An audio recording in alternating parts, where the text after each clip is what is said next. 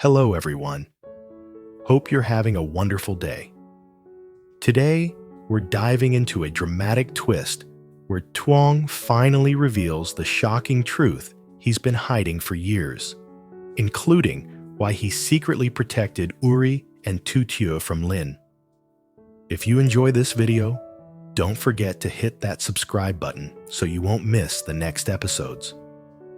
That afternoon, inside the little bamboo house, hidden deep within the forest, the air felt so still, it was almost fragile. You could hear every shift, every tiny breath, like the whole world was holding itself together with a thin thread. The last streaks of sunlight stretched across the wooden floor in warm golden lines, making the room look peaceful, almost too peaceful, until Tuang finally opened his mouth. All this time, I've been the one protecting the two of you from Lynn. The words didn't just land, they broke the silence clean in half. Uri's fingers tightened around the teacup, the ceramic clicking softly under his grip. Tu Tieu sucked in a breath, her heart thudding so hard she worried it might echo in the tiny room. Uri's voice came out low, slow, but pulled so tight it could snap at any second. Say that again. Tuang didn't flinch, didn't blink. He just looked both of them in the eye and said, "Today wasn't an accident. Lynn came here, and I was the one who stopped her." The moment Lynn's name slipped out, a cold shiver crawled down Tu Tieu's spine. Because earlier that afternoon, long before the sun dipped, Lynn had been there. Really there. On the narrow dirt road leading to the bamboo house, Lynn had parked her motorcycle and sat still, unmoving. Her hands clamped down on the handlebars so hard her knuckles turned pale. Her eyes were glued to the abandoned house in the distance. That house. The one that had haunted her for months. The wind whipped through her hair, tossing the strands around her face like dark, restless shadows. "You really think you can hide forever, Tu Tieu?" she muttered, her voice low, sharp, and cold enough to cut. She swung her leg over the bike and took a step forward. But before her foot even settled on the ground, a figure stepped out of the bamboo grove. Smooth, silent, like he had been waiting for her from the beginning. Truong. He stood there, hands relaxed, eyes calm in a way that felt more threatening than anger ever could. Lynn's shoulders stiffened instantly. "What are you doing here?" Tuang answered in a voice so quiet it forced her to pay attention. "This place is not for you." Lynn scoffed with a bitter laugh. "Oh, please. Who are you playing guard dog for today? Uncle Tuan or Uri?" But Tuang didn't give her the reaction she expected. No anger, no annoyance, nothing. Just that steady, unsettling stare. Then he said, "The further you go, the closer you get to things you can't control." The words sliced through the air like a knife dipped in ice. Lynn's eyes flicked toward the abandoned house.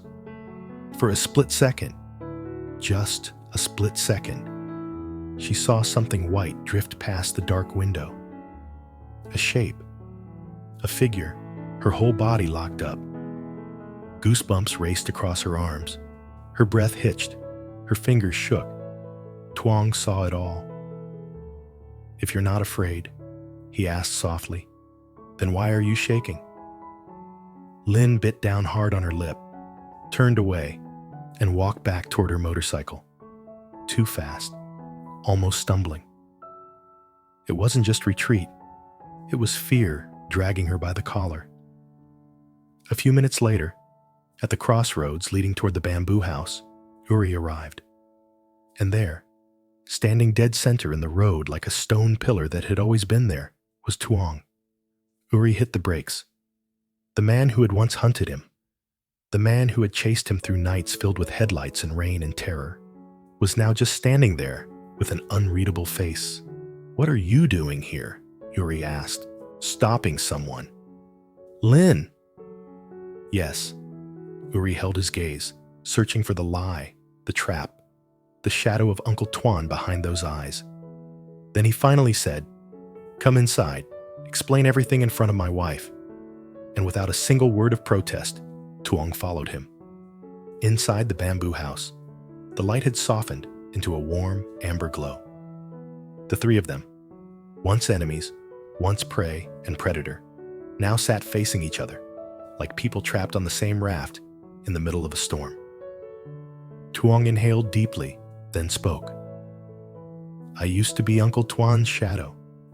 Whoever he wanted to destroy, I was the one who carried it out." Uri lowered his gaze. Memories he tried so hard to bury came flooding back. The twisted wrist, the contract slammed in his face, the blinding headlights on the highway, Tu Tieu trembling against him as they ran for their lives. Tuang continued, voice steady but tired. "That night, I could have caught you both. I knew every shortcut. I blocked the front and the back. One more step, and it would have been over." Tu Tieu swallowed hard. "Then why didn't you?" For the first time, Tuang's expression softened, just slightly. "Because that night, I didn't see the two of you as targets. I saw a man ready to lose everything to protect the woman he loves. And that changed something in me."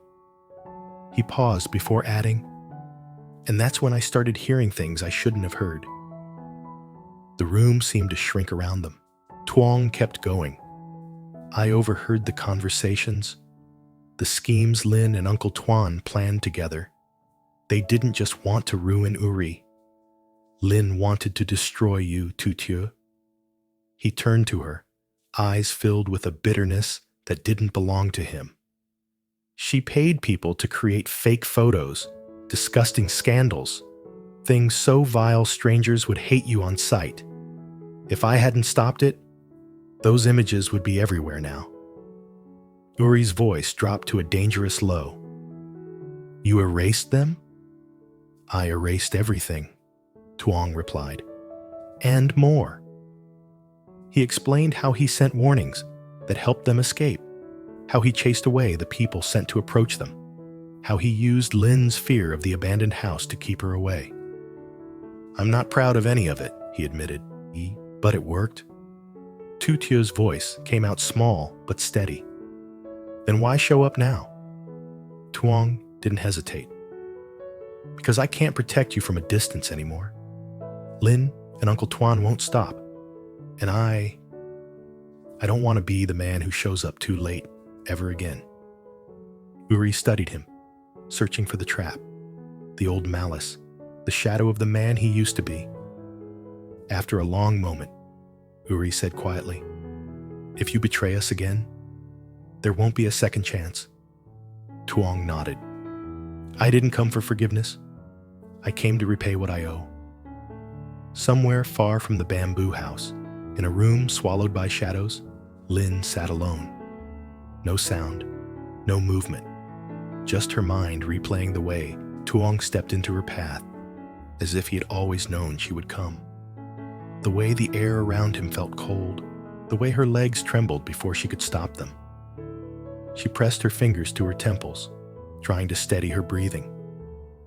"Tuang, whose side are you on?" she whispered.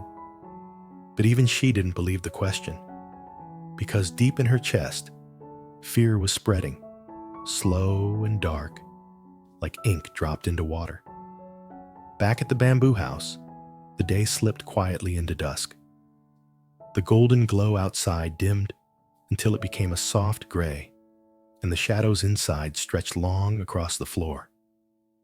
Three people, who should never have shared the same room, now found themselves tethered by one truth. Whatever was coming, they could no longer run from it separately. For a long moment, none of them spoke. Tu Tieu finally broke the silence. "What exactly are Lynn and Uncle Tuan planning?" Tuang exhaled slowly. "They're desperate. Everything they set up to corner Uri collapsed when he disappeared. Their people can't get close to this place. And now that Lynn came in person, they're running out of patience. Uri leaned back slightly, jaw tensed, his mind already assembling the pieces like a war strategist mapping out enemy movement.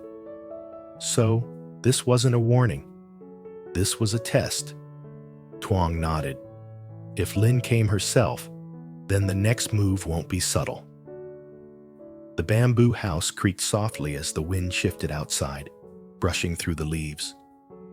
Tu Tieu's fingers curled tightly together. So, what do we do now? Tuang met her gaze. You stay alert. Don't go anywhere alone. Don't let anyone near you, especially anyone who says they're here to help. Those are the ones they send first.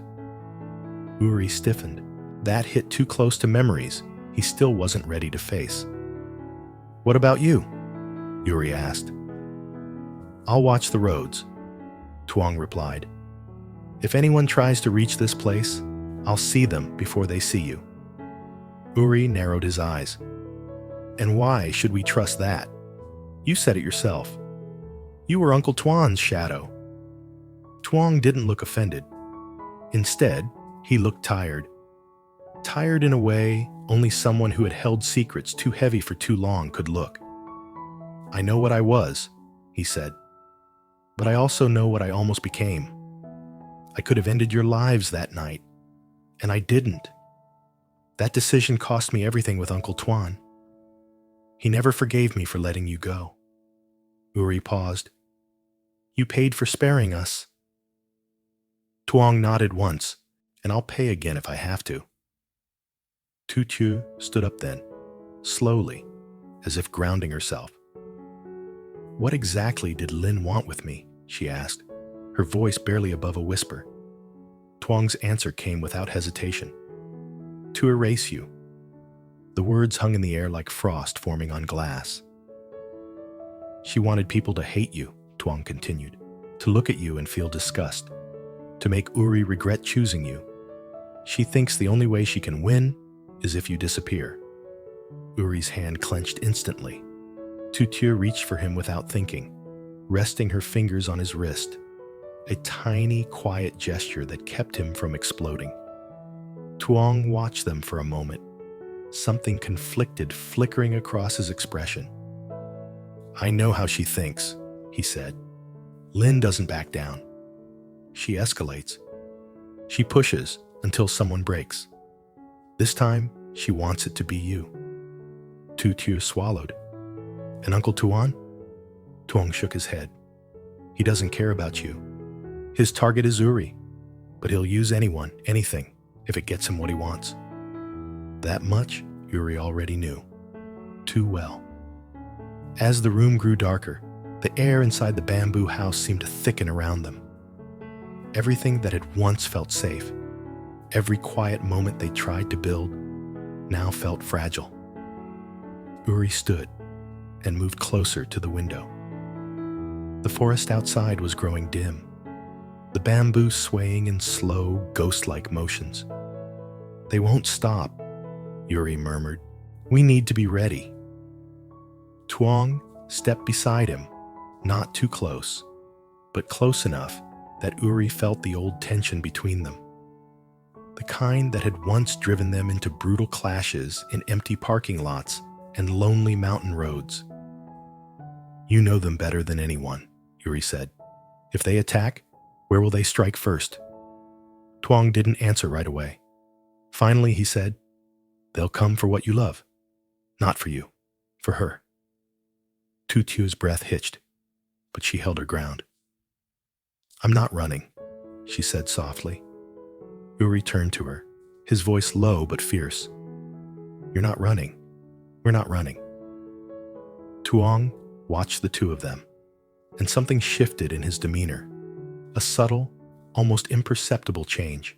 The cold edges around him softened, replaced by something heavier, something like old guilt turning into quiet resolve. You'll have to trust me at some point, he said. Maybe not now, but soon. Uri didn't respond. He didn't need to. Tuang seemed to take the silence as the closest thing to acceptance he would get. A moment later, Tuang moved toward the door. "I'll keep watch tonight. Lock everything. Don't open the door for anyone, not even if they call your names." Tu Tieu frowned. "Why would they?" "Because Lynn isn't above using voices," Tuang interrupted, "or recordings, or anything she can twist into a weapon." A deep chill slid through the room. Uri stepped forward. "Tuang." Tuang stopped at the doorway. "If you see her again, you tell me first, not after.